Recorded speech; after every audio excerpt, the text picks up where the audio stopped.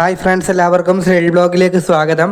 അപ്പോൾ ഫ്രണ്ട്സ്, ഇനിയിപ്പോൾ ഇങ്ങനൊരു വീഡിയോ ആയിട്ട് നിങ്ങളുടെ മുന്നോട്ട് വന്നിരിക്കുന്നത് നാളെ 2026 ഓഗസ്റ്റ് 4-ാം തീയതി ചൊവ്വാഴ്ച ഇപ്പോൾ 8 ജില്ലകളിൽ വിദ്യാഭ്യാസ സ്ഥാപനങ്ങൾക്ക് ജില്ലാ കളക്ടർമാർ അവധി പ്രഖ്യാപിച്ചിട്ടുണ്ട്. അപ്പോൾ എവിടെയൊക്കെയാണെന്ന് പരിശോധിക്കുക. അപ്പോൾ നമുക്ക് നേരെ വീഡിയോയിലോട്ട് പോകാം. എല്ലാവരും ഈ ചാനൽ സബ്സ്ക്രൈബ് ചെയ്ത് എന്നെ സപ്പോർട്ട് ചെയ്യുക. ഫ്രണ്ട്സ്, നാളെ ഓഗസ്റ്റ് 4-ാം തീയതി ചൊവ്വാഴ്ച പൂർണ്ണമായി അവധി പ്രഖ്യാപിച്ചിരിക്കുന്ന ജില്ലകളെന്ന് പറയുന്നത് തൃശ്ശൂർ, കോട്ടയം, ആലപ്പുഴ, മലപ്പുറം, കോഴിക്കോട്, പത്തനംതിട്ട എന്നീ ജില്ലകളിലാണ്.